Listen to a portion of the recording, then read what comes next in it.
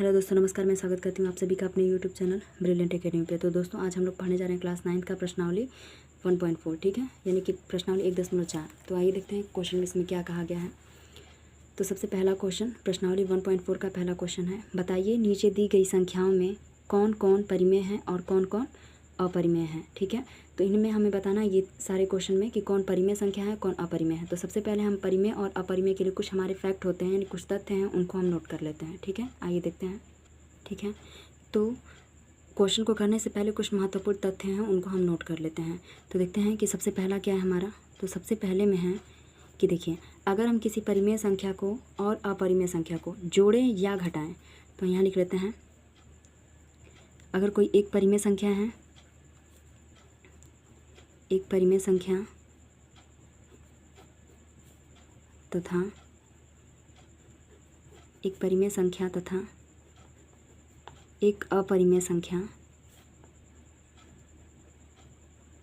एक अपरिमेय संख्या, एक अपरिमेय संख्या का जोड़ या घटाना, जोड़ या घटाना क्या होता है, सदैव अपरिमेय होता है। घटाना अपरिमेय होता है, अपरिमेय होता है। ठीक है, तो इम्पॉर्टेंट पॉइंट है, देखिए, अगर कोई एक परिमेय संख्या हम लिए हैं और एक अपरिमेय संख्या लिए हैं, उनको हम जोड़ें या घटाएं तो उनका रिजल्ट क्या आएगा, अपरिमेय होगा। जैसे मान लीजिए एग्जांपल हम कोई ले रहे हैं, अगर हम इसमें कह दिए कि हम ले रहे हैं 2 कैसा है, यानी 2 हमारा क्या है, एक परिमेय संख्या है। इसमें हम जोड़ लेते हैं करनी में 3। ठीक है, तो देखिए ये क्या है, हमारी परिमेय संख्या और ये क्या है, अपरिमेय संख्या। दोनों को हम जोड़ें तो रिजल्ट क्या मिलेगा हमको, अपरिमेय संख्या। ठीक है, क्या मिलेगा, अपरिमेय संख्या। यानी कि जब कभी भी हम एक परिमेय एक अपरिमेय को जोड़ेंगे तो हमारा रिजल्ट अपरिमेय आएगा। इसी तरह से हम 2 में से अगर √3 को माइनस करेंगे तो देखिए ये क्या है, परिमेय संख्या, ये क्या है, अपरिमेय संख्या। तो जोड़ेंगे या घटाएंगे तो रिजल्ट हमारा क्या रहेगा, अपरिमेय ही रहेगा। ठीक है, तो इसे ध्यान रखिएगा। ठीक है, तो एक परिमेय संख्या और एक अपरिमेय संख्या का जोड़ घटाना हमेशा क्या होता है, अपरिमेय संख्या होता है। दूसरा फैक्ट क्या है इसमें का, तो दूसरा हमारा है, एक अपरिमेय संख्या, एक अपरिमेय संख्या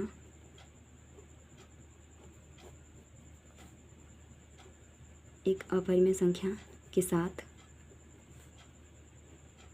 एक अपरिमेय संख्या के साथ एक शून्येतर संख्या, शून्येतर का मतलब शून्य के अतिरिक्त। ठीक है, यानी कि जो नॉन ज़ीरो हो, एक शून्येतर परिमेय संख्या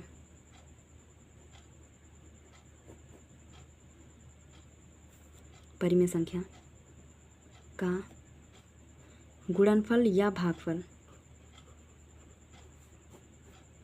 गुणनफल या भागफल, गुणनफल या भागफल अपरिमेय संख्या होता है, अपरिमेय होता है।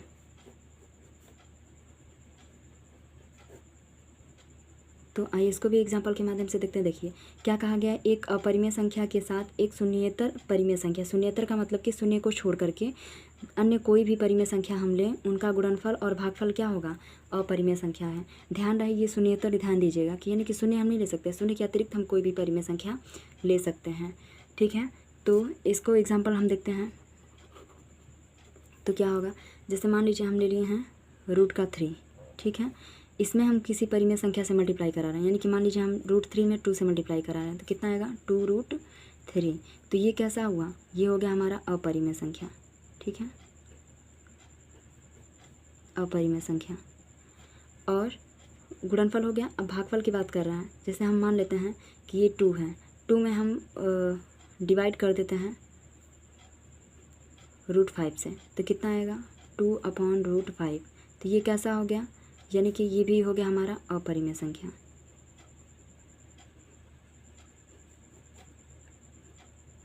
ठीक है, तो जब कभी भी एक परिमेय संख्या और एक अपरिमेय संख्या है, उनका हम गुणा करेंगे तो हमको अपरिमेय संख्या प्राप्त होगा। परिमेय अपरिमेय का भाग कराएंगे तभी भी हमको क्या होगा, अपरिमेय संख्या ही प्राप्त होगा। ये हो गए 2 तथ्य इसके। अब तीसरा हम देखते हैं, याद रहे कि जो गुणनफल और भागफल है इसमें ज़ीरो नहीं होना चाहिए, ज़ीरो रहेगा तो ये हमारा कथन सही नहीं होगा, ठीक है। अब देखिए, यदि हम इसमें एक एक परिमेय अपरिमेय की बात की गई थी, अब हम दो लेते हैं। यदि हम दो अपरिमेय संख्या, यदि हम दो अपरिमेय संख्याओं को जोड़ें या घटाएं, दो अपरिमेय संख्याओं को जोड़ें या घटाएं, जोड़ें घटाएं, गुणा करें या गुणा करें,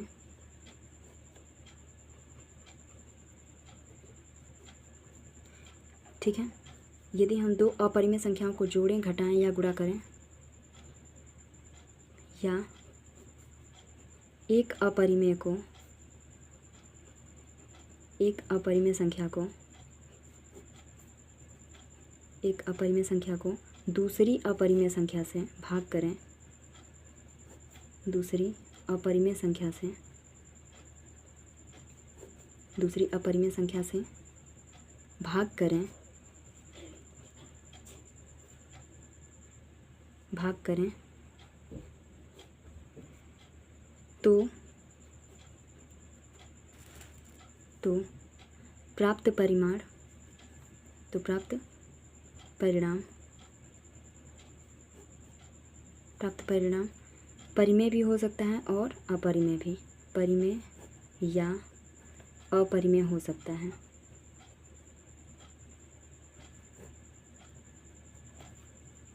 हो सकता है, ठीक है। आइए एग्जांपल से देखते हैं, ठीक है।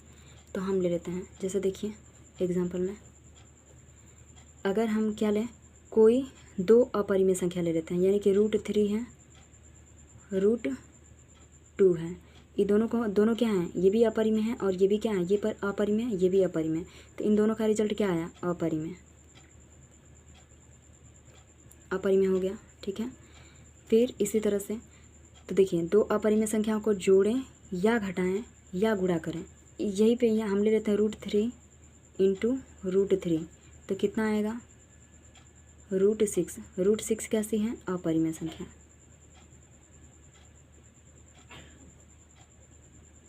अपरिमेय संख्या है। वहीं हम क्या करें, √3 × √3 ले लें, तो देखिए ये भी क्या है, अपरिमेय, ये भी क्या है, अपरिमेय, दोनों का मल्टीप्लाई करेंगे तो कितना आएगा, 3, और 3 क्या हो गई, परिमेय संख्या,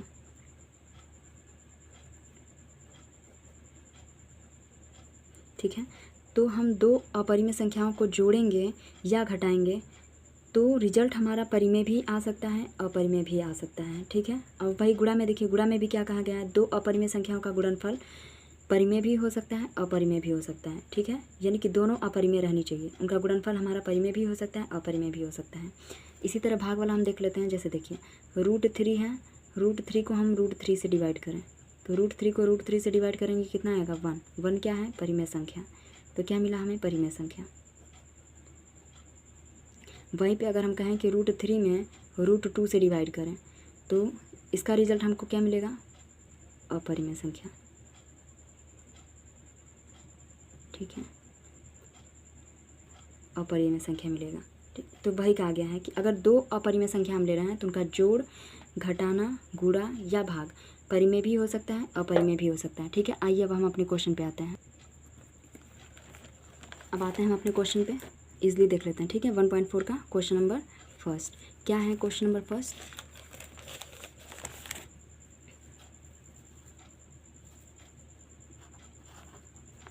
पहले का फर्स्ट है 2 - √5, पूछा है कि कैसी संख्या है, परिमेय है कि अपरिमेय है। तो देखिए यहाँ पे √2 क्या हमारा, परिमेय संख्या, √5 क्या है, अपरिमेय संख्या। तो हम पहले वाले में क्या पढ़े थे, पहला वाला पॉइंट हमारा था कि एक परिमेय संख्या और एक अपरिमेय संख्या, दोनों का जो अंतर होता है वो हमेशा क्या होता है, अपरिमेय होता है। तो ये कैसी संख्या हो गई, अपरिमेय संख्या, ठीक, अपरिमेय संख्या हो गई। अब हम आते हैं दूसरा, इसमें से क्या कहा गया है, दूसरा हमारे पास है 3 प्लस रूट का 23 और माइनस का रूट का 23। इसे बोला गया कि ये कैसी संख्या है। तो देखिए यहाँ पे 3 है और प्लस का रूट 23 और बाहर क्या है, माइनस का रूट 23। तो देखिए करनी में 23, करनी में 23, ये प्लस में ये माइनस में, ये कैंसिल हो गया। कितना बचा हमारे पास, यानी कि हमारा रिजल्ट आया 3 और 3 कैसी है, परिमेय संख्या। तो क्वेश्चन नंबर सेकेंड दूसरा हमारा हो गया परिमेय संख्या। क्वेश्चन नंबर 3 क्या है, तो इसमें हमको दिया है 2√7/7√7, ठीक है, यानी कि 2 करनी में 7 बटा 7 करनी में 7। तो देखिए करनी में 7 करनी में 7, ये दोनों एक दूसरे से कैंसिल, तो कितना बचेगा हमारे पास, यानी कि 2 बटा के 7। ये कैसी संख्या हो गई, परिमेय संख्या, ठीक। क्वेश्चन नंबर 4, क्वेश्चन नंबर 4 में क्या कहा गया है, क्वेश्चन नंबर 4 में है 1 बटा करनी में 2। ये कैसी संख्या, इसे हम बताना है। तो देखिए ऊपर वाला 1 एक क्या है, परिमेय संख्या, और करनी में 2 क्या है, अपरिमेय संख्या। एक परिमेय और दूसरा अपरिमेय, इन दोनों का जो अनुपात होगा वो कैसा होगा, अपरिमेय। तो इसे हम लिख लेते हैं अपरिमेय, अपरिमेय संख्या, ठीक है। यानी किसी परिमेय संख्या में अपरिमेय से भाग देंगे तो वो रिजल्ट हमेशा क्या देगा, अपरिमेय ही देगा। 5वां है 2 पाई। ये कैसी संख्या है, तो हम जानते हैं इंट्रोडक्शन वाले क्लास में, उससे बाद वाले क्लास में भी हमने बताया कि पाई जो है, यानी कि जो ये पाई होता है वो हमेशा एक अपरिमेय संख्या है। तो जब हम अपरिमेय संख्या में किसी परिमेय संख्या से गुणा कराएंगे तो वो रिजल्ट क्या देगा, अपरिमेय देगा। यानी ये परिमेय है और ये क्या है, अपरिमेय है।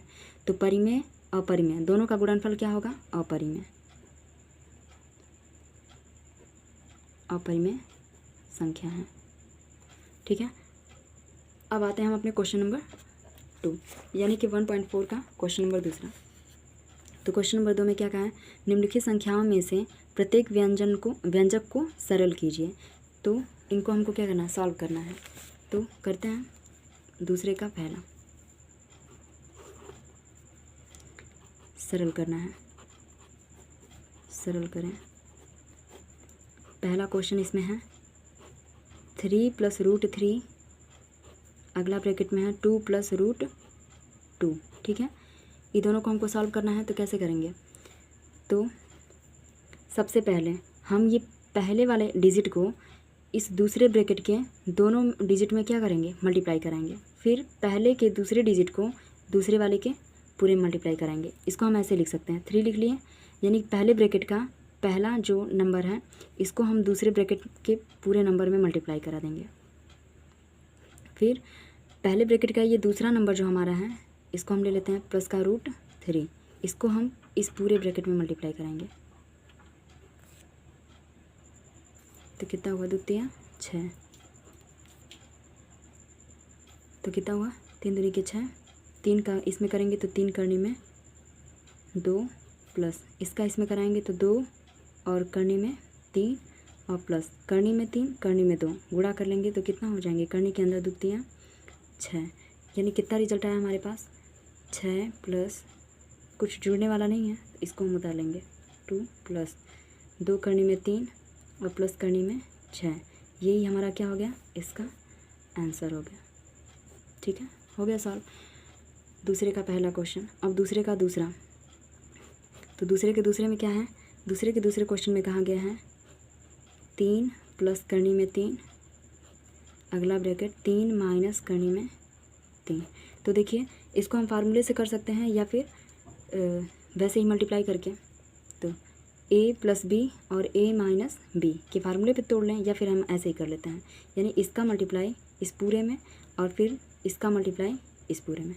तो इसको हम कैसे लिखेंगे, 3 ब्रैकेट में 3 माइनस रूट का 3 और फिर इसको हम ले लेते हैं प्लस रूट का 3, इससे मल्टीप्लाई करा लेते हैं इसमें 3 माइनस रूट का 3 में, यानी एक बार हम इससे इसमें पूरा में कराएं और फिर इस वाले संख्या से इस पूरे में कराएं तो कितना हो जाएगा, 3 त्रिके 9 और इसका हो जाएगा माइनस का 3 करनी में 3 और प्लस इसका जब इसमें कराएंगे तो हो जाएगा 3 करनी में 3, और देखिए प्लस और ये माइनस, प्लस माइनस जब मल्टीप्लाई करेंगे तो होंगे माइनस, करनी में 3 करनी में 3 गुणा करेगा तो हो गया 3। तो देखिए ये प्लस माइनस का 3 करने में 3, प्लस का 3 करने में 3, तो प्लस माइनस है ये कैंसिल हो जाएगा। तो बचेगा कितना हमारे पास 9 माइनस का 3, और ये सॉल्व करेंगे तो कितना आ गया 6। ये इसका हो गया आंसर। ठीक है 6। तो क्वेश्चन नंबर दूसरे का दूसरा भी सॉल्व हो गया। अब क्वेश्चन नंबर दूसरे का तीसरा। तो क्वेश्चन नंबर दूसरे का तीसरे में क्या कहा गया है हमारे पास करने में 5 प्लस करने में 2 का होल स्क्वायर। ये क्वेश्चन है हमारा दूसरे का तीसरा। तो देखिए a प्लस बी का होल स्क्वायर हम लोग आगे वाले क्लास में पढ़े थे। तो क्या होता है, इसको हम तोड़ लेते हैं किस पे, a प्लस बी के होल स्क्वायर पे। तो a प्लस बी का होल स्क्वायर का फार्मूला क्या होता है, a square plus b square और प्लस का 2ab। बस इसी पे हम रखते जाते हैं। तो देखिए a की जगह पे कितना हो जाएगा हमारा करनी में 5 का स्क्वायर प्लस करनी में 2 का स्क्वायर और प्लस 2 गुणे ए की जगह पे क्या हमारा करनी में 5 और गुणे बी की जगह पे कितना है करनी में 2। तो करते हैं करनी में 5 का स्क्वायर करेंगे तो 5 प्लस करनी में 2 का स्क्वायर करेंगे तो 2 और फिर 2, 5 दूनी के 10 यानी करनी में 10 हो गया। तो कितना होगा 5 2 7 और प्लस 2 करनी में 10। तो ये रहा हमारा आंसर। अब आते हैं क्वेश्चन नंबर 4। तो क्वेश्चन नंबर 4 में क्या दिया है, करनी में 5 माइनस करनी में 2, अगला ब्रैकेट में है करनी में 5 प्लस करनी में 2। ठीक है, इसको सॉल्व करना है। तो क्या करेंगे, इस करनी में 5 से इस पूरे में मल्टीप्लाई कराएंगे, यानी कि करनी में 5 ब्रैकेट में ये पूरा हम ले लेते हैं करनी में 5 प्लस करनी में 2, फिर इसको हम लेते हैं माइनस का करनी में 2 और ये पूरा ब्रैकेट करनी में 5 माइनस प्लस करनी में 2। तो कराते हैं करनी में 5 करनी में 5 गुणा करेगा तो हो जाएगा 5 और इसका इसमें कराएंगे तो करनी में 5 करनी में 2 मल्टीप्लाई करके हो जाएगा करनी में 10 और माइनस 2 और 5 दोनों रूट के अंदर हैं तो इसका भी हो जाएगा 10 रूट के अंदर और माइनस प्लस माइनस हो गया और 2 का 2 में कराएंगे तो ये 2 हो गया। ठीक है, करनी में 2 गुणा करके 2 हो गया। ये प्लस का करनी में 10 माइनस का तो ये कैंसिल हो गया। इसको हम कितना कर लेंगे 5 माइनस 2 तो कितना आएगा 3। ये रहा हमारा आंसर। ठीक है, इसको हम a माइनस बी और a प्लस बी के फार्मूले से भी कर सकते हैं। ठीक है, चाहे तो फार्मूले से कर लें या फिर ऐसे कर लें। आइए हम देखते हैं क्वेश्चन नंबर 3। तो क्वेश्चन नंबर 3 क्या है, क्वेश्चन नंबर 3 हम देखते हैं। कह रहा है कि आपको याद होगा कि पाई को एक वृत्त की परिधि और उसके व्यास के अनुपात में परिभाषित किया जाता है, अर्थात पाई बराबर c/d है। यह इस तथ्य का अंतर विरोध करता हुआ प्रतीत होता है कि पाई अपरिमेय है। इस अंतर विरोध का निराकरण आप किस प्रकार करेंगे। तो आइए देखते हैं। ठीक है, तो इसको हम लिखेंगे कैसे, तो देखिए सबसे पहले हम वृत्त बना लेते हैं। एक वृत्त मान लीजिए कि ये वृत्त हमारा है।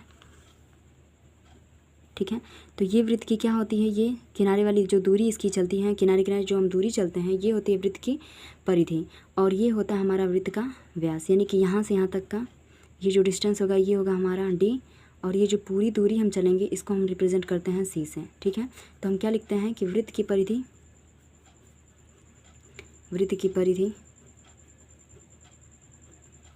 बराबर कितना होता है 2πr और वृत्त का व्यास क्या होता है, वृत्त का व्यास होता है 2r। ठीक है, और दोनों का अनुपात हमें लेना है, यानी परिधि को हम किससे रिप्रेजेंट कर रहे हैं c और व्यास को किससे रिप्रेजेंट कर रहे हैं d से। तो ये हमारा रहा d और ये रहा c। ये दोनों का अनुपात अगर हम लेंगे तो कितना हो जाएगा 2πr और अपन में कितना है 2r। तो इससे ये कैंसिल 2r कैंसिल हो जाएगा, यानी c/d कितना आ गया पाई के बराबर। तो देखिए यहाँ पे c और d ये हमारा p/q के फॉर्म में है, यानी कि ये तो परिमेय संख्या के रूप में दिख रहा है और यहाँ हमें दिख रहा है पाई। पाई को हम क्या जानते हैं कि पाई क्या होती है, एक अपरिमेय संख्या होती है। इससे पहले वाले क्वेश्चन में भी हमने देखा था कि पाई क्या है, अपरिमेय संख्या है। तो पाई अपरिमेय आएगा कैसे, जब इसका जो मान है वो c/d के अनुपात के बराबर है, यानी p/q के फॉर्म में जो रूप है इसी के बराबर है। तो ये पाई अपरिमेय कैसे होगा, तो इसे हम लिखेंगे कैसे अपने निष्कर्ष में। तो देखिए हम लेंगे कि या तो इसकी परिधि या इसका व्यास, दोनों में से कोई एक नंबर क्या होगा, अपरिमेय होगा। अगर इसका परिधि जो होगा अगर अपरिमेय है और व्यास जो है वो परिमेय है, तो परिमेय में अपरिमेय संख्या से हम भाग करेंगे तो वो हमेशा क्या देगा, अपरिमेय संख्या आएगी। तो हम लिख लेते हैं यहाँ पे दोनों में से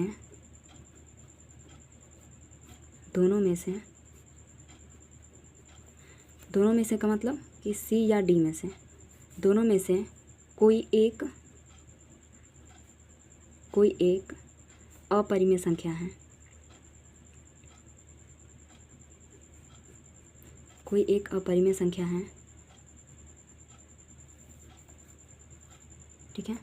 अतः इससे निष्कर्ष निकलता है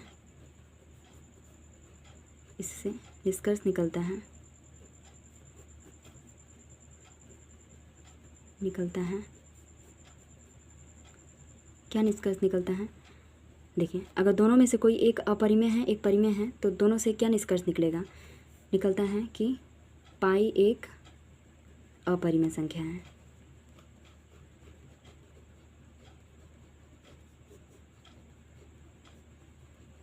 पाई कैसी है, एक अपरिमेय संख्या है, ठीक है। तो उम्मीद करते हैं ये आप लोगों को क्वेश्चन समझ में आ गया होगा, ठीक है। अब आइए हम देखते हैं अगला क्वेश्चन। अगला क्वेश्चन क्या है, निम्नलिखित के हरों का परिमेयीकरण कीजिए, ठीक है। इसका परिमेयीकरण करना है, तो आइए हम देखते हैं कि इसका परिमेयीकरण कैसे करना है। तो क्वेश्चन नंबर 5 का क्या कहा गया हमको कि जो इसका हर है यानी कि हरों को क्या करना है, हरों का परिमेयीकरण करना है। तो क्वेश्चन नंबर 5 का पहला क्या है, 1/√7, ठीक है, यानी कि 1/7। तो देखिए ये कैसा है, परिमेय संख्या, और ये क्या है, अपरिमेय संख्या है। तो ये इसको हम अंश बोलते हैं और इस वाले को क्या बोलते हैं, हर बोलते हैं। तो अंश में हमको कुछ नहीं करना है, जो हर इसका है इसी का हमको परिमेयीकरण करना है। तो परिमेयीकरण का मतलब होता है कि ये जो नंबर हमको दिया है इसको हम उतार लेंगे और उसके बाद से जो हर में दिया है नंबर उसी को हम ऊपर और नीचे मल्टीप्लाई कराएंगे। तो कितना होगा, 1 में करनी में 7 से गुणा करेंगे तो करनी में 7 एक कम करनी में 7, और देखिए करनी में 7 दोनों करनी के अंदर है यानी कि दोनों अपरिमेय संख्या है, तो ये दोनों बना लेंगे एक परिमेय संख्या। तो देखिए हर का परिमेयीकरण हो गया यानी कि हर क्या हो गया, एक परिमेय संख्या। तो ये हो गया क्वेश्चन पहला, इसका सॉल्व आंसर, ठीक है। अब आते हैं दूसरे में। क्वेश्चन नंबर दूसरा हमारा है 1/7 माइनस करनी में 6। तो क्या करते हैं, अब इसको हमको परिमेय संख्या बनानी है, ठीक है। तो हम लिख लेते हैं यहाँ पे कितना दिया है, 1/7 माइनस करनी में 6। तो क्या करेंगे इसमें हम, इसके ध्यान रहे इसमें दोनों के बीच में क्या दिख रहा है, माइनस दिख रहा है ना, तो इसके विपरीत चिन्ह से, ये माइनस है तो संख्या वही रहेगा, लेकिन यहाँ पे हम प्लस से यानी कि विपरीत चिन्ह से ऊपर नीचे मल्टीप्लाई करा देंगे, प्लस करनी में 6, ठीक है। तो देखिए इसका मल्टीप्लाई 1 में कराएंगे तो कोई मान में परिवर्तन नहीं होगा, वही उतर जाएगा, यानी करनी में 7 प्लस करनी में 6, और यहाँ पे करनी में 7 माइनस करनी में 6 गुणे करनी में 7 प्लस करनी में 6, यानी कि a माइनस बी और a प्लस बी का फार्मूला बन रहा है, यानी कितना हो जाएगा, करनी में 7 का स्क्वायर माइनस करनी में 6 का स्क्वायर। तो कितना आएगा हमारा रिजल्ट, करनी में 7 प्लस करनी में 6, और नीचे कितना हो जाएगा, करनी में 7 का स्क्वायर करेंगे तो 7 और करनी में 6 का स्क्वायर करेंगे तो 6, यानी कि रिजल्ट हमको मिल गया करनी में 7 प्लस करनी में 6 और बटा में क्या मिलेगा 1, ठीक है। तो ये क्या हो गया, हर का परिमेयीकरण, यानी हर क्या हो गया, एक परिमेय संख्या। तो ये भी क्वेश्चन क्या हो गया हमारा सॉल्व, यानी कि ये रहा दूसरे का आंसर। अब क्वेश्चन नंबर 3 आते हैं, करते हैं। क्वेश्चन नंबर 3 में क्या है, क्वेश्चन नंबर 3 दिया है 1/√5 प्लस √2, ठीक है।